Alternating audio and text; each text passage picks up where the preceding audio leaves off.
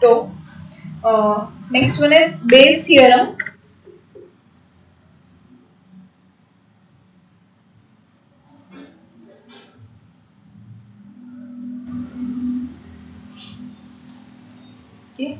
Statement है इसका,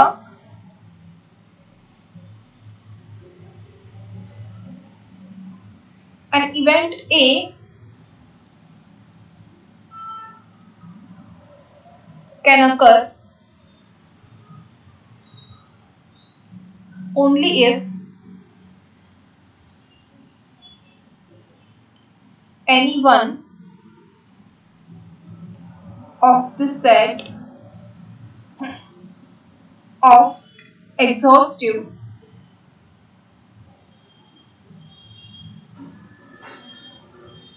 and mutually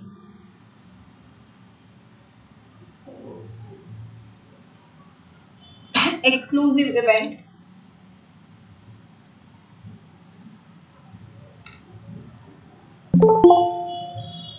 B1, B2 up to Bm occurs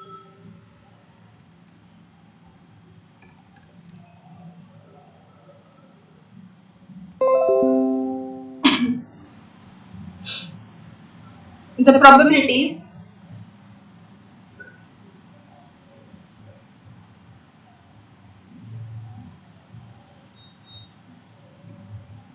P of B1, P of B2 up to P of Bn and the conditional probability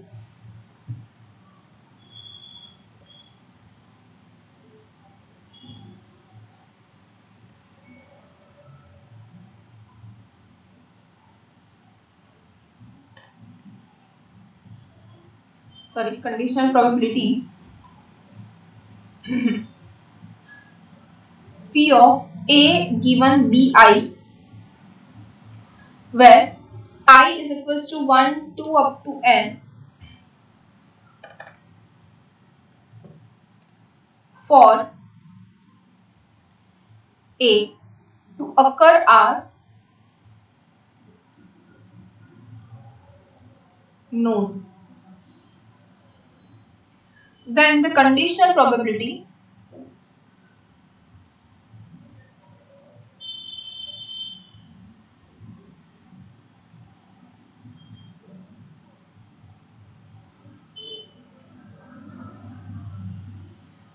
P of Bi given A when A is actually occurred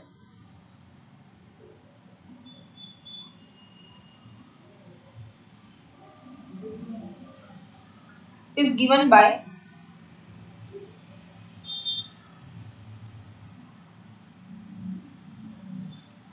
P of Bi given A is equals to P of Bi into P of A given Bi divided by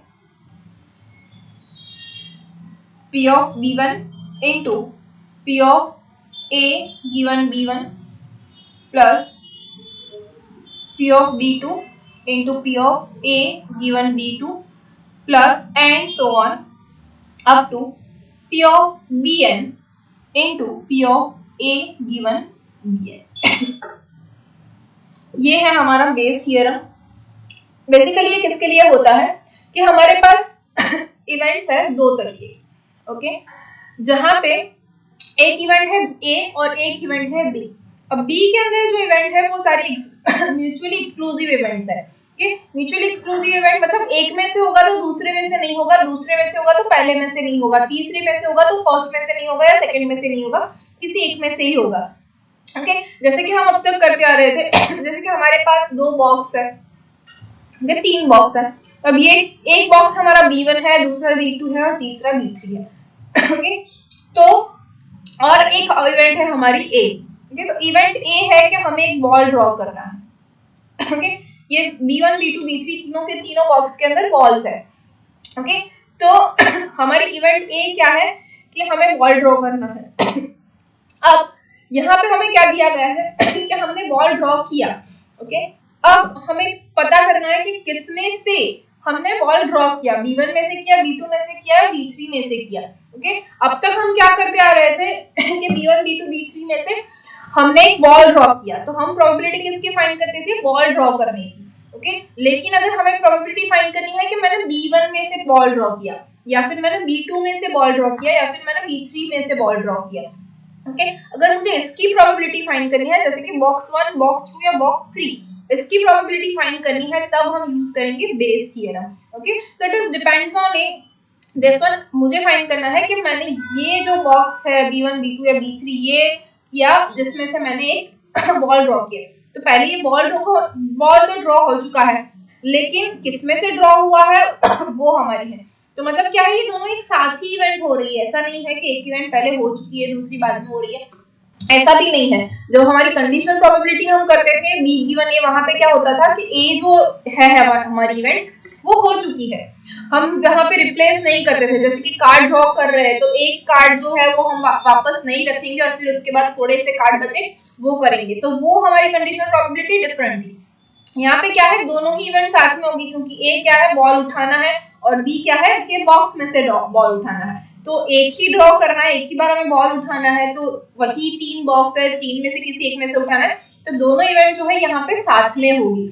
ऐसा नहीं है कि एक हो चुकी है, लेकिन हमें अज्यूम करना है कि एक इवेंट हो चुकी है, विच इज हमने बॉल को उठा लिया है, लेकिन किसमें से उठाया है वो हमें पता नहीं है, तो इसके लिए हम बेस थ्योरम यूज करेंगे। तो ये जो आगे जो कुछ भी लिखा है यहाँ तक वो सारा यही जो है मैंने आपको समझाया है। ओके, अब क्या है, P of Bi given A, मतलब कौन से बॉक्स में से मैंने बॉल ड्रॉ किया है उसकी प्रोबेबिलिटी। तो B1 B2 B3 डिफरेंटली आई की वैल्यू 1 2 3 हो जाएगी, which is equals to P of Bi into P of A given Bi। Okay, इसको हमें ये भी पता है कि इसको हम क्या लिख सकते हैं, P of Bi intersection A। अगर आपको ऐसे लिखना है तो आप ऐसे भी लिख सकते हैं, which is P of Bi intersection A divided by क्या हो जाएगा, P of B1 intersection A plus P of B2 intersection A plus P of अब तो कहां तक जाएगा, Bn intersection A। दोनों ही सेम है, लेकिन इसको हमने अगर हमें पता है कि म्यूचुअली एक्सक्लूसिव इवेंट्स है और गिवन वाली इवेंट्स है, तो हमें ये जो वैल्यू है A given B1 A given B2 up to A given Bn, इसकी वैल्यूज हमारे पास होगी। तो हम जो है इसके बदले ये फॉर्मूला यूज करेंगे, which is P of Bi into P of A given Bi divided by P of B1 into P of A given B1 plus P of B2 into P of A given B2 up to P of Bn into P of A given Bn। समझ में आ रहा है आप लोगों को, yes और no? Yes ma'am. Okay, सो ये जो है आपका स्टेटमेंट है। अब प्रूफ की इसमें कोई जरूरत नहीं है, हम डायरेक्ट एग्जांपल के ऊपर ही जाते हैं।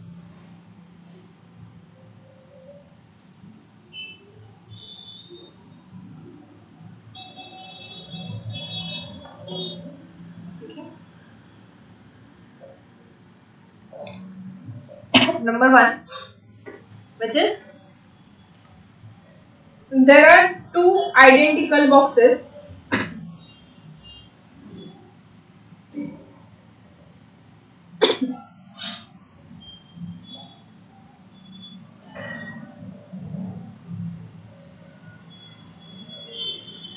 containing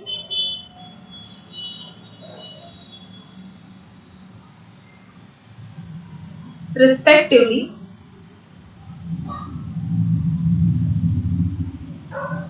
4 white and 3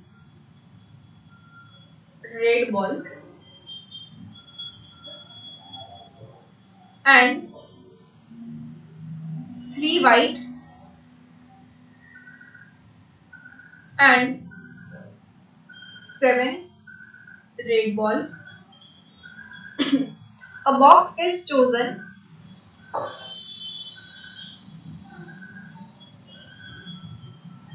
at random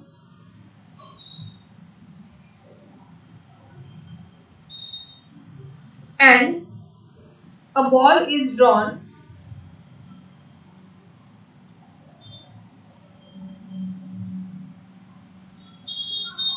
from it, if the ball is white,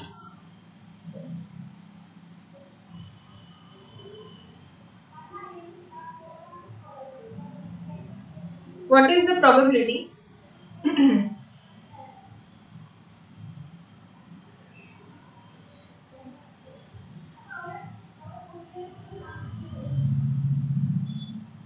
that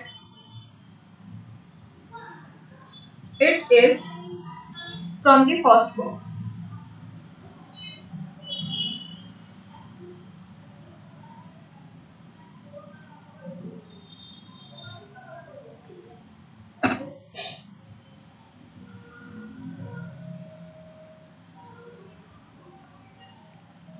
क्या है question? There are two identical boxes containing respectively 4 white and 3 red balls, and 3 white and 7 red balls. A box is chosen at random and a ball is drawn from it. If the ball is white, okay, मतलब हमारी जो event है मतलब क्या है, हमें white ball draw करना है. What is the probability that it is from the first box? मतलब first box में से white ball draw हुआ है. ये कितनी प्रोबेबिलिटी? अब फर्स्ट बॉक्स जो है उसके अंदर कितने वाइट है? 4 वाइट एंड 3 रेड है. बॉक्स 2 है उसके अंदर 3 वाइट एंड 7 रेड है. मतलब हमें ये तो पता चल गया कि B1 और B2 हमारे पास दो बॉक्सेस हो जाएंगे. ओके, तो अब मेन क्या है? सबसे पहले लेंगे A be the event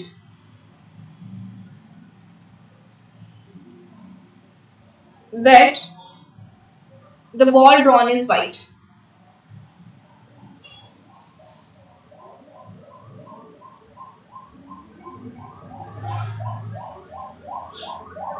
Okay.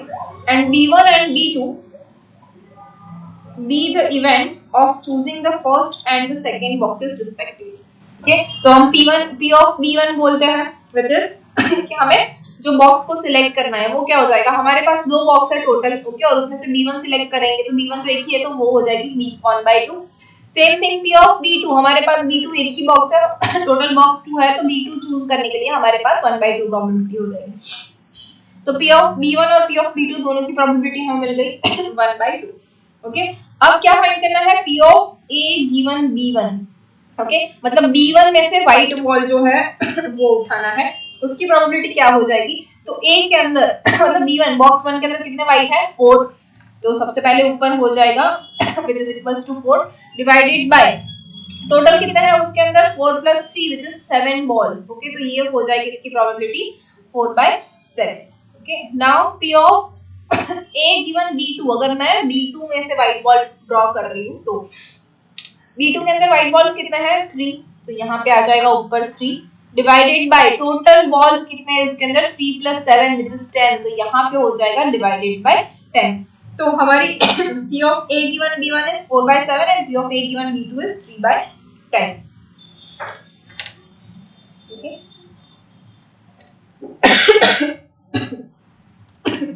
But by base theorem what we have to find is P of B1 given A, क्योंकि हमें क्या फाइंड करना है कि प्रोबेबिलिटी फाइंड करनी है जिससे हमारा जो फर्स्ट बॉक्स है वो है उसके अंदर से हमें व्हाइट जो है वो मिले. तो P of B1 given A उसकी क्या हो जाएगी? P of B1 into P of A given B1 divided by सभी का addition which is P of B1 into P of A given B1 plus P of B2 into P of A given B2. अब तीसरा box तो है नहीं तो यहीं पे हम स्टॉप कर देंगे which is equals to P of B1. P of B1 is 1/2. A given B1 is 4/7 divided by ये तो सेम ही है तो ये हो जाएगा 1/2 into 4/7 plus P of B2 is 1/2 into P of A given B2 is 3/10. तो जब भी इसको सॉल्व करेंगे which is 1/2 into 4/7 upon 1/2 into ये हो जाएगा 2 which is 2/7 divided by 2/7 plus 3/10. 20। इसको सॉल्व करेंगे तो हमारा जो आंसर है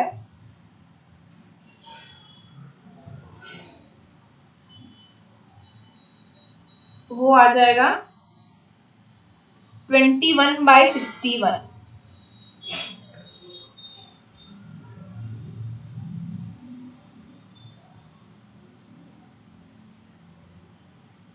sorry 40/61, my mistake, just 40/61।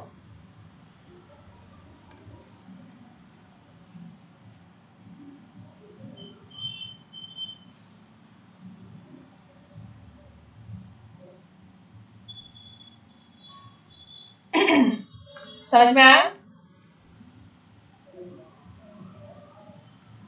So next example देखते हैं, number 2।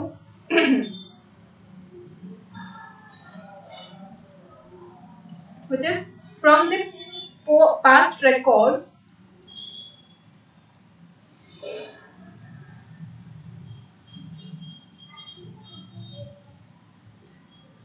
of a factory having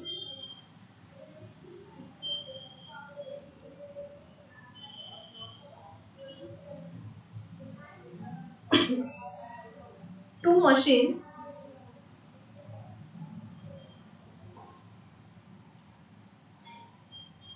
it is found that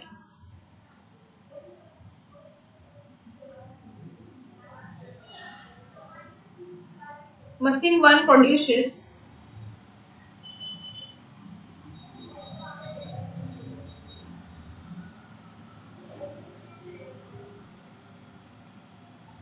40% of the total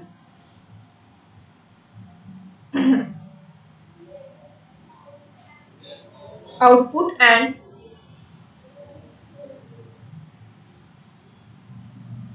machine 2 produces 60% of the total output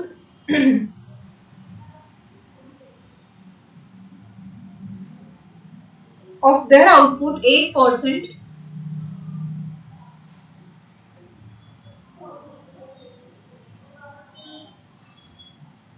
and 3% are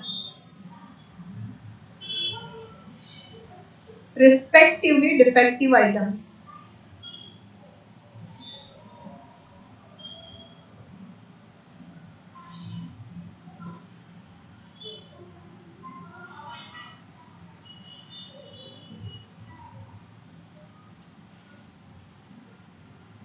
If one item drawn at random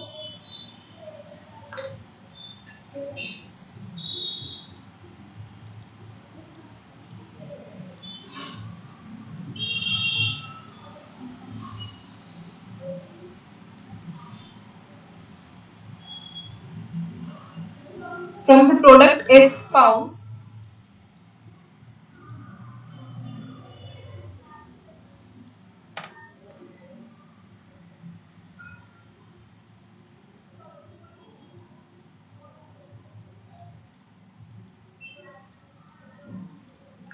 defective, what is the probability that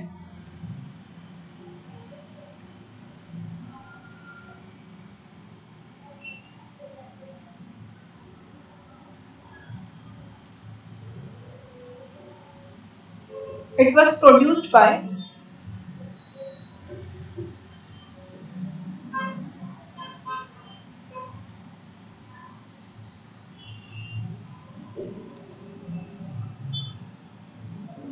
machine 1 and number 2 is machine 2.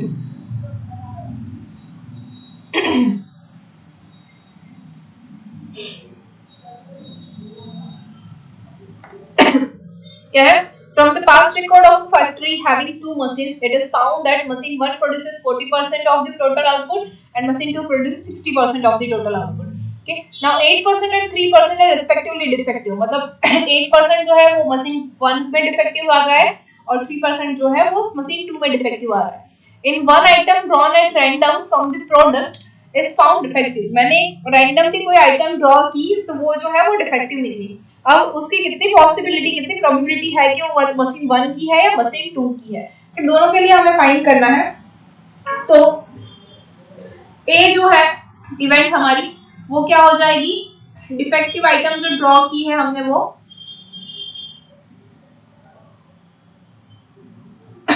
Okay. B1 event क्या हो जाएगी, machine 1 और B2 event हो जाएगी machine 2।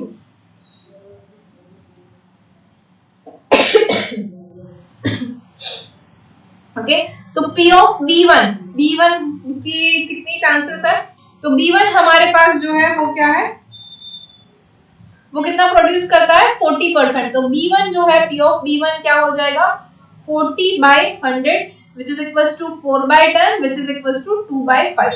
Okay, अब P of B2 मतलब B2 जो है वो कितना प्रोड्यूस करता है, तो वो प्रोड्यूस करता है 60%, तो वो हो जाएगा 60/100 which is equals to 6/10 and which is equals to 3/5। तो P ऑफ B1 और P ऑफ B2 जो है वो हमें मिल गया।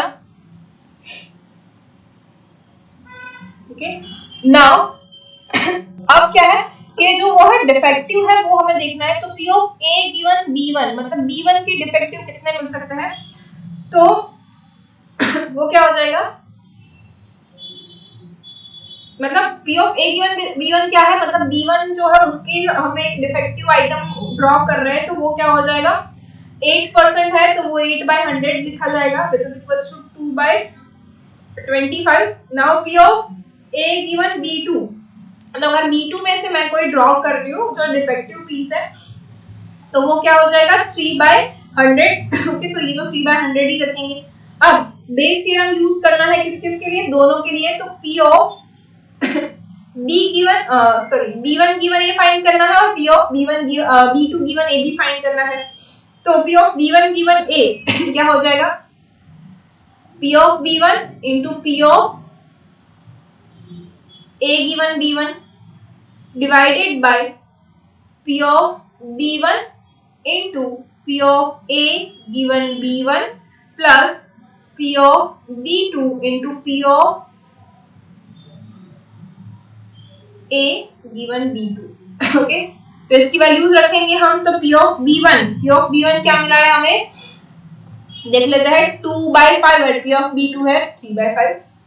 तो ये लिख लेते हैं 2/5 into P of A given B1 क्या है 2/25 डिवाइडेड बाय ये तो सेम रहेगा 2/5 into 2/25 plus P of B2 क्या मिला था 3/5, तो ये हो जाएगा 3/5 into 3/100। इसको सॉल्व करने से क्या मिलेगा हमें, द आंसर है 16/25। तो P of B1 given A मतलब जो है मशीन 1 की डिफेक्टिव होने के चांसेस कितने हैं 16/25। अब देखते हैं P of B2 given A मतलब मशीन B2 जो है उसके डिफेक्टिव होने के चांसेस कितने हैं। तो P of B2 given A is P of B2 into P of A given B2 divided by P of B1 into P of A given B1 plus P of B2 into P of A given B2। तो denominator तो जो दोनों का same ही रहेगा which is 2/5 into 2/25 plus 3/5 into 3/100। अब numerator क्या है P of B2 into P of A given B2 मतलब ये वाला, तो ये हो जाएगा 3/5 into 3/100 which is equals to 9/25। तो B2 के डिफेक्टिव होने के चांसेस कितने हैं 9/25। समझ में आया।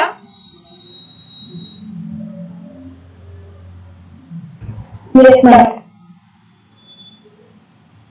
Next example, number 3। In a bolt factory,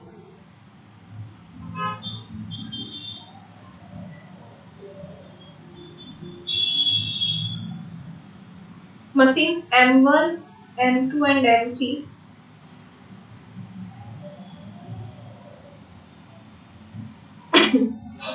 manufacture respectively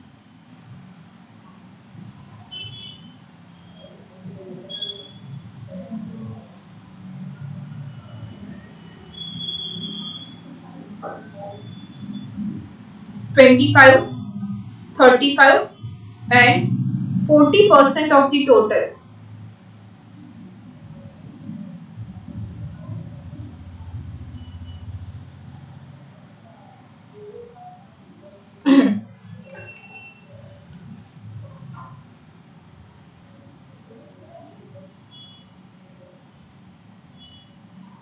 Of their output, 5, 4 and 2% respectively,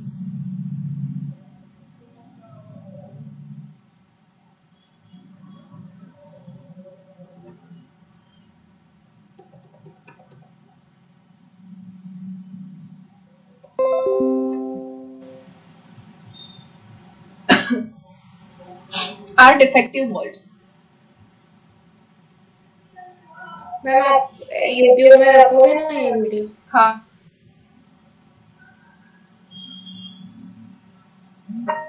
one bolt is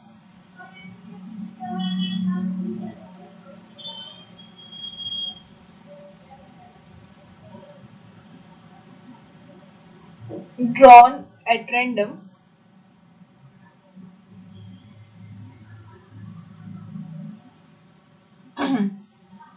from the product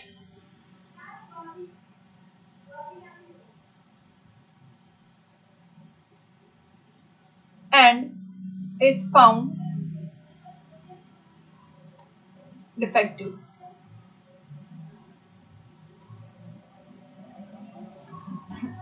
What is the probability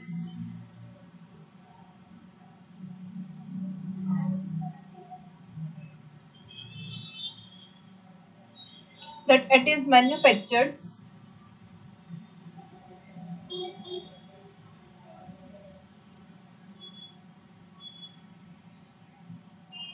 in the machine M2?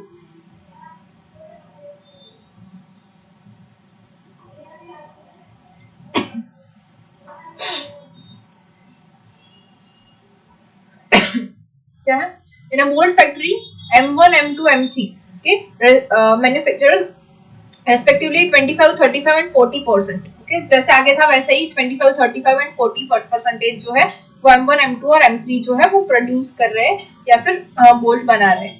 Okay, of their output 5, 4 and 2% respectively are defective. मतलब M1 का 5%, M2 का 4% और M3 का 2% जो है वो defective है. One bolt is drawn at random from the product and it is found defective. Same आगे के जैसा ही एक हमने ड्रॉ किया और वो जो है वो defective निकला. What is the probability that it is manufactured in the machine 2? तो हमें यहाँ पे सिर्फ और सिर्फ machine 2 के लिए फाइंड करना है. आगे सिर्फ इतना था कि हमारे पास 2 थे, यहाँ पे हमारे पास 3 है. ओके, तो क्या है इवेंट? चलो सपोज क्या है, B1 इवेंट जो है वो हमारी मशीन M1 के लिए, B2 इवेंट जो है वो M2 बना रहा है और B3 इवेंट जो है वो M3 कर रहा है. ओके, तो प्रोडक्शन जो है वो M1, M2, M3 का हो रहा है, वो दिख रहा है. तो P of B1 क्या है दिया हुआ है हमारे पास? P of B1 मतलब M1 क्या है 25, 35, 40 रेस्पेक्टिवली, तो P of B1 हो जाएगा 25. अब क्या बोला गया? परसेंट, तो डिवाइड बाय 100 तो हो ही जाएगा, which is equals to 1/4. ये नाउ P of B2 क्या है? 35% है, तो divide by 100 which is 7/20. P of B3 क्या है? 25, 35 and 40, ये हो जाएगा 40 divide by 100 which is equals to 2/5.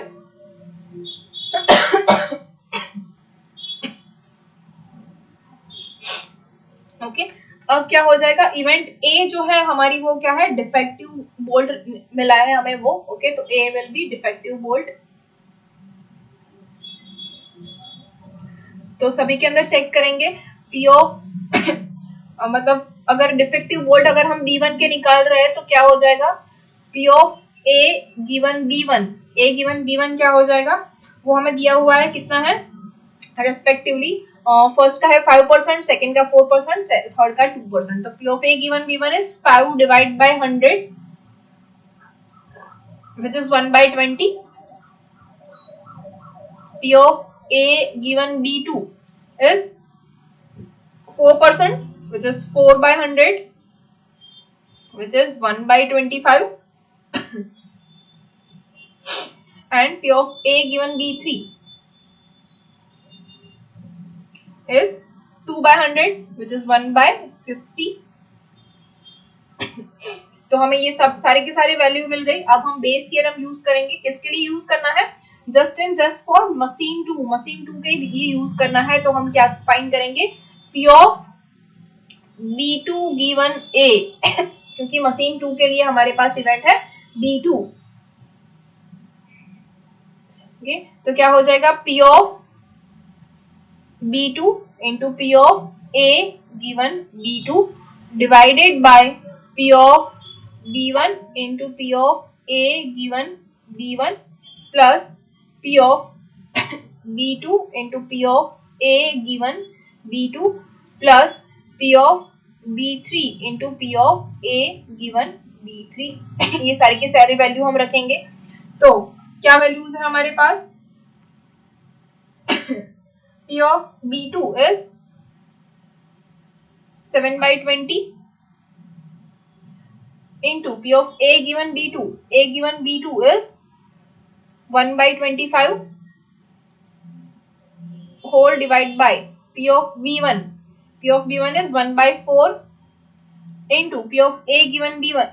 P of A given B1 is 1 by 20 plus P of B2 वाली तो हमारे पास यहाँ पे ऊपर है, वही की वही रखेंगे. 7 by 20 into 1 by 25 plus P of B3 is 2 by 5 and 1 by 50. तो 2 by 5 into 1 by 50 which is equals to, अगर हम इसको सॉल्व करेंगे तो answer will be 28 by 69.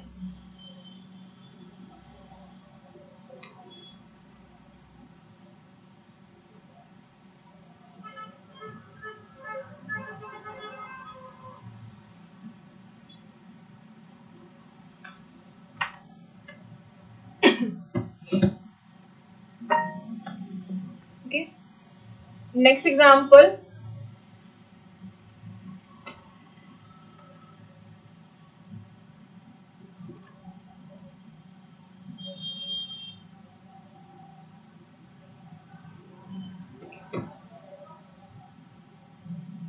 Number 4.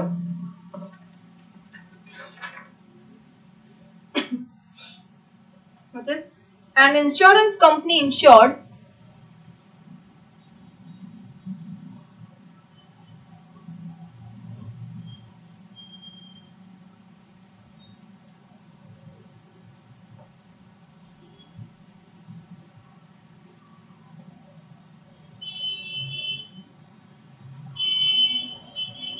$2,000 scooter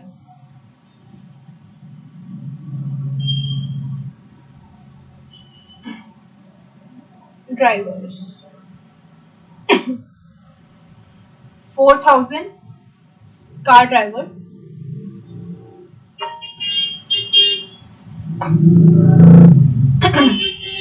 and 6,000 truck drivers.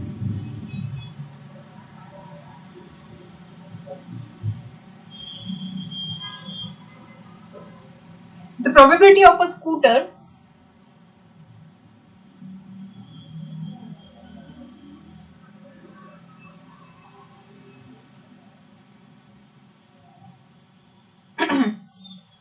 car and a truck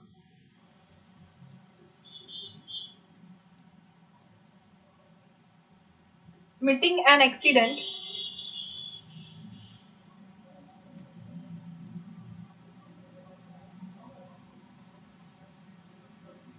are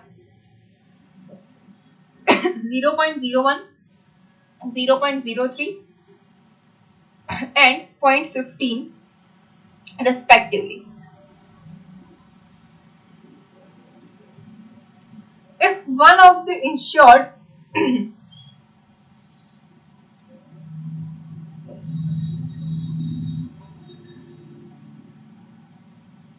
persons meet with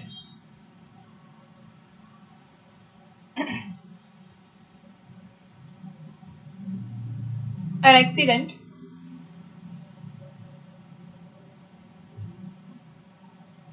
find the probability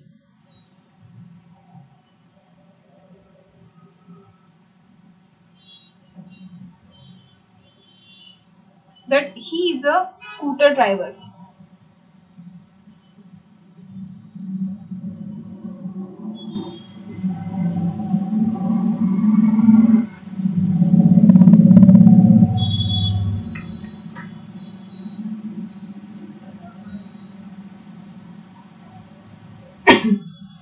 ये क्या है?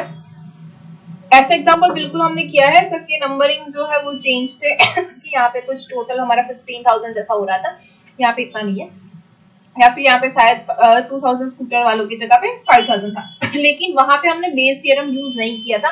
आज हम जो करेंगे वो बेस थियरम यूज करके करेंगे।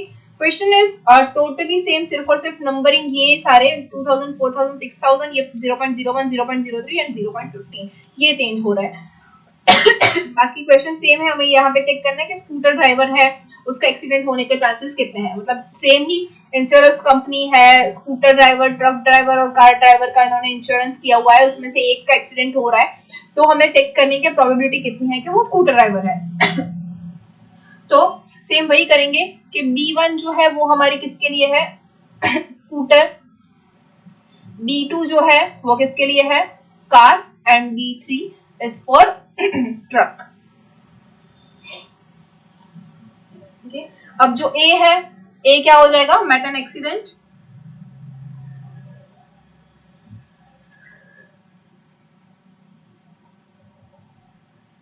ये हमारी इवेंट हो जाएगी तो आप सबसे पहले P ऑफ B1 मतलब स्कूटर ड्राइवर जो है वो टोटल कितने हो जाएंगे, तो स्कूटर हमारे पास कितने हैं 2000, तो ये हो जाएगा 2000 डिवाइडेड बाय कितना होगा, टोटल हमारे पास कितने हैं वो, तो टोटल है 2000 plus 4000 is 6000 and 6000 plus 6000 is 12000, तो which is equals to 12000। तो ये जो है हमारा आंसर क्या हो जाएगा, कैंसिल हो जाएगा, ये हो जाएगा 1/6। तो P of B1 is 1/6। Now P of B2 क्या हो जाएगा, फॉर दी कार कितनी है 4000, तो 4000 डिवाइडेड बाय 12000 ये क्या हो जाएगा 1/3। And P of B3 for the truck कितना है 6000, ये हो जाएगा 6000 डिवाइडेड बाय 12000, तो ये हो गया हमारा 1/2। तो ये जो तीनों की प्रोबेबिलिटी है वो तो हमें मिल गई। नेक्स्ट अब हम क्या फाइंड करेंगे, same P of A given B1 के स्कूटर वाले कितने का एक्सीडेंट हो सकता है, तो वो हमारे पास है 0.01 एग्जैक्टली दिया हुआ है, यहाँ पे कोई परसेंटेज ऐसा कुछ नहीं दिया गया है। Now P of A given B2 मतलब कार कितनी हो सकती है एक्सीडेंट, तो वो है 0.03 और ट्रक का एक्सीडेंट हो सकता है 0.15 कि ये सारी प्रोबेबिलिटीज हो गई। अब हमें बाय यूजिंग बेस थ्योरम किसके लिए फाइंड करना है, स्कूटर के लिए, और स्कूटर हमारी इवेंट कौन सी है B1 इवेंट है, तो हमें फाइंड करना है P of B1 given A क्या हो जाएगा, P of B1 into P of A given B1 divided by P of B1 into P of A given B1 plus P of B2 into P of A given B2 plus P of B3 into P of A given B3 which is equals to P of B1 क्या है 1/6 into P of A given B1 is 0.01 which is equals to 1/100 also P of B1 is 1/6 into 1/100 ऐसे ही लिखते हैं plus P of B2 is 1/3 into P of A given B2 is 3/100 plus P of B3 is 1/2 into P of A given B3 is 15/100। तो ये 3 cancel हो जाएगा। इसका अगर solve करेंगे तो जो हमारा आंसर है वो हमें मिलेगा 1/52।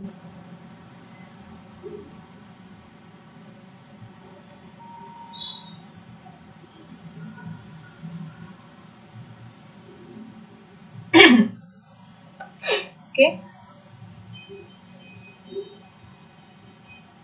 Next is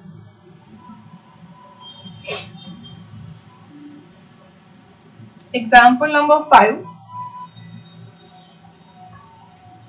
which is the compressor used in refrigerators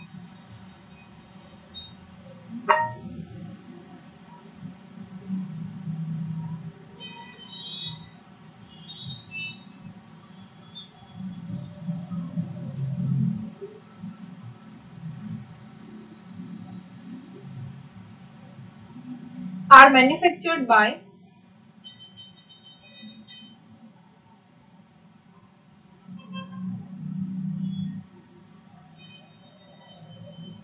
three different factories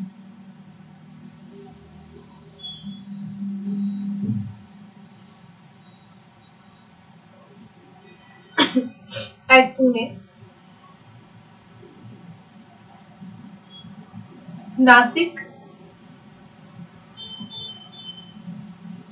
and Nagpur. It is known that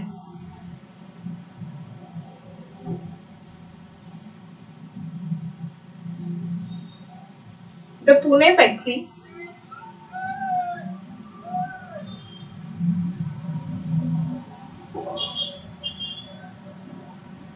produces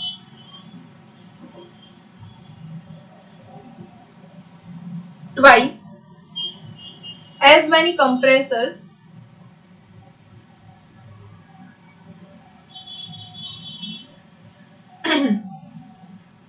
as the Nasik one,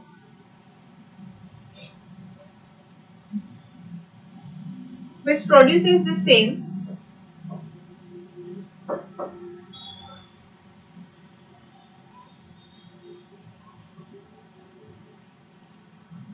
number as the Nagpur one.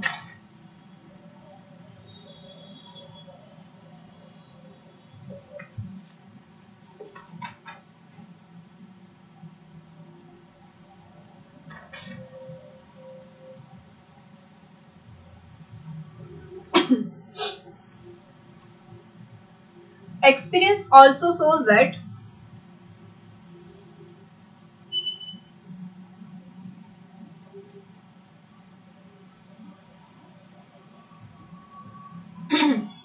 (0.2% of the compressors produces at Pune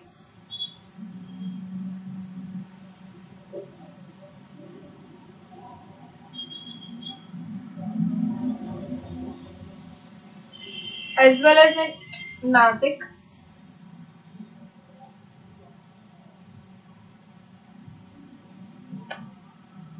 are defective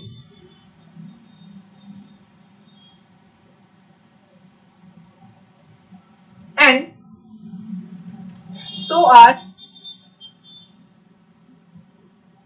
0.4% of those at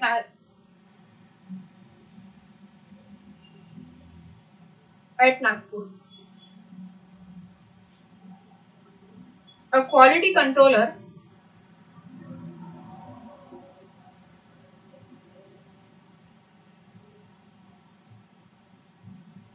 chooses a compressor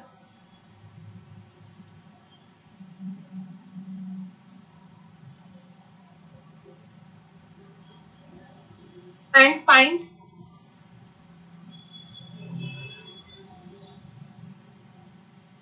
it a defective one.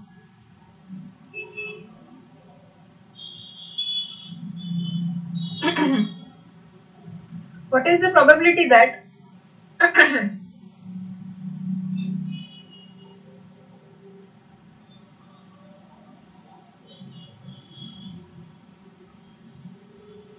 it was produced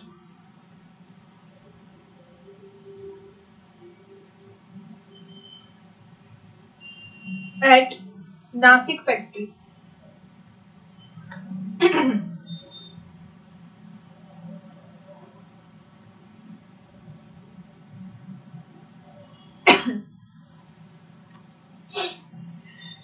The compressor are used in refrigerators are manufactured by 3 different factories, Pune, Nashik and Nagpur. मतलब हमारी जो B1 होगी वो Pune, B2 होगी Nashik and B3 जो होगी वो नागपुर होगी. It is known that the Pune factory produces twice, कि Pune factory produces twice as many compressor as the Nasik one, which produces the same number of the Nagpur one.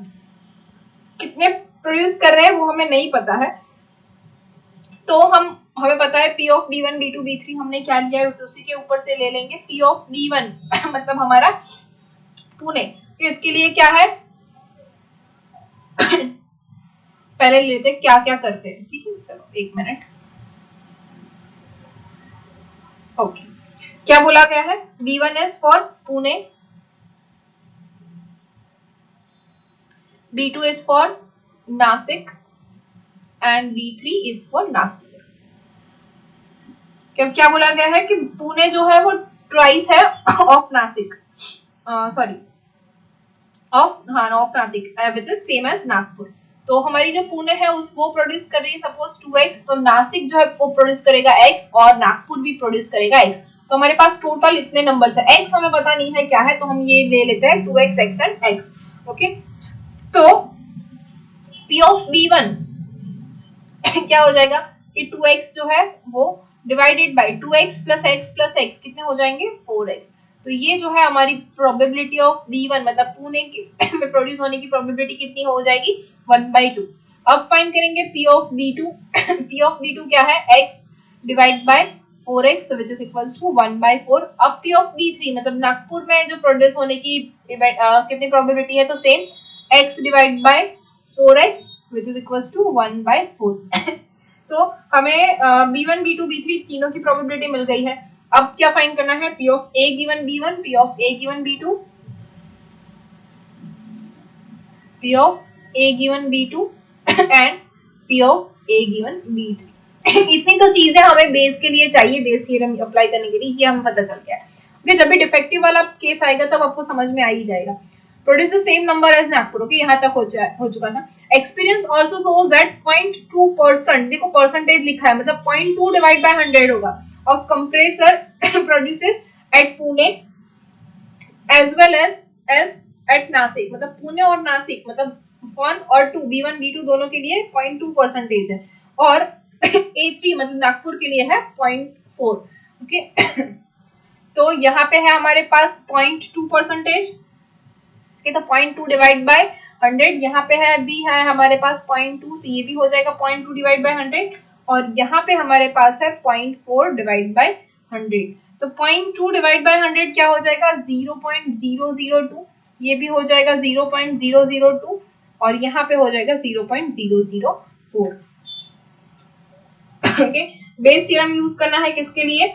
B2 मतलब नासिक के लिए. तो P of B2 given A is equals to P of B2 into P of A given B2 divided by P of B1 into P of A given B1 plus P of B2 into P of A given B2 plus P of B3 into P of A given B3. सभी की value रख देंगे.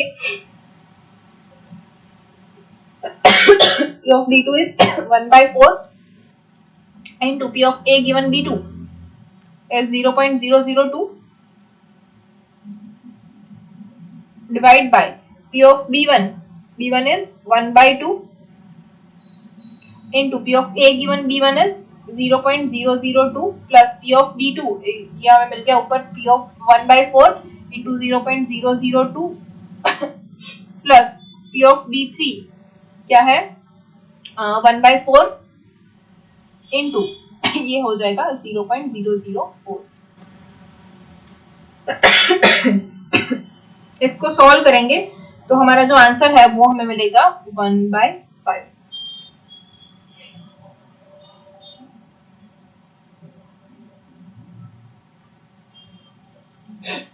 Okay, next example.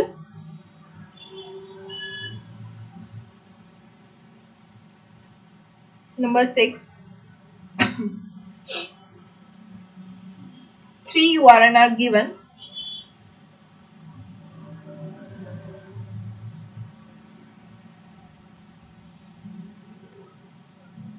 Each containing RAID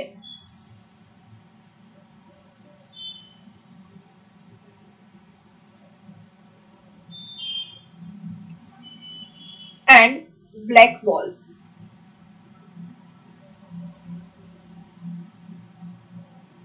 As URN 1 contains 6 RAID plus 4 black balls, URN 2 contains 2 RAID plus 6 black, and URN 3 contains 1 RAID plus 8 black balls. Okay, and URN is chosen at random and a ball is drawn from that URN. The ball drawn is RAID. Okay, ball drawn is RAID. Find the probability that the ball is drawn either from URN 2 or from URN 3. Either from 2 or 3. Okay, either from 2 or from 3. Either or मतलब हमारा जो union है वो आ जाएगा. Okay, तो यहाँ पे थोड़ा सा डिफरेंट क्वेश्चन हो जाएगा. हमें 2 और 3 में से फाइंड करना है. तो क्या हो जाएगा हम सॉरी इन दोनों का यूनियन तो हम ये फाइंड कर लेंगे कि 1 में से नहीं ड्रॉ कर रहे हैं. 1 में से ड्रॉ नहीं करेंगे तो या तो 2 में से करेंगे या 3 में से करेंगे. यही सेम होगा. ओके, तो इसको कैसे लिखेंगे? सेम हमारा B1 जो है वो फॉर फर्स्ट यूआरएन है, B2 जो है फॉर सेकंड यूआरएन है, for B3 is for the third URN. Okay, तो P of B1 P of B1 क्या हो जाएगा? देखो सिंपल से रेड बॉल जो है वो ड्रॉ करना है. तो कितने रेड है हमारे पास? 6 डिवाइड बाय 6 प्लस 4 इज 10. तो ये हो जाएगा 3/5. Same P of B2 P of B2 2 red है, 2/8 which is 1/4, and P of B3 1 red है divided by 9, तो it is only 1/9. Okay.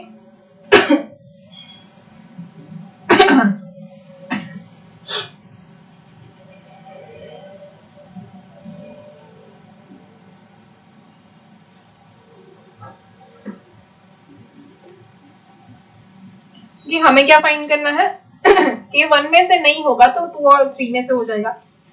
तो इसको हम लिख सकते हैं not from URN 1 which is equals to 1 minus P of B1 given A. ये हो जाएगा.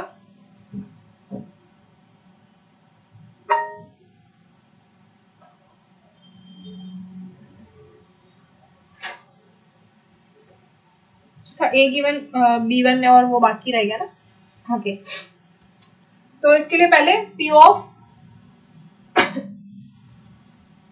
A गिवन B1 क्या हो जाएगा? सॉरी मैंने मिस्टेक कर दी. ये जो है वो हमारा P of A given B1 हो जाएगा. ये है A गिवन B2, क्योंकि हमने रेड जो बॉल उठाना है वो हमारी फर्स्ट ड्रॉ हो जाएगी. मतलब हमारा जो है वो इवेंट A हो जाएगा. ओके, तो ये हो जाएगा A गिवन B1, ये हो जाएगा A गिवन B3. और हमारा जो B1 B2 B3 probability of B1 क्या हो जाएगा? कितने कंटेनर्स कितने URN है?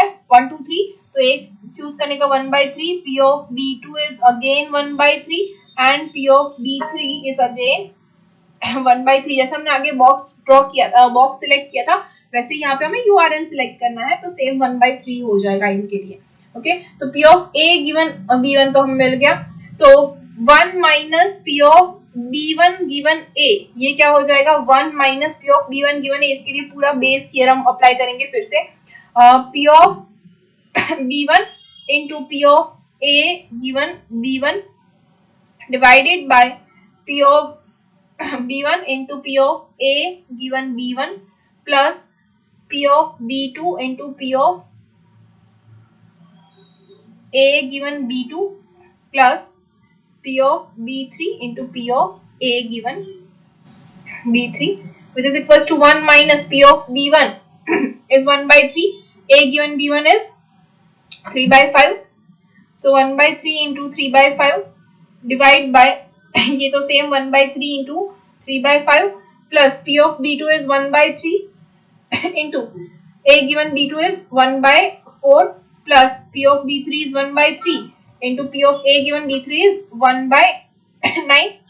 इसको सॉल्व करेंगे तो हमें मिलेगा 1 minus 108 divided by 173 which is equals to LCM लेने से हमारा जो आंसर है वो हो जाएगा 65 divided by 173. समझ में आया?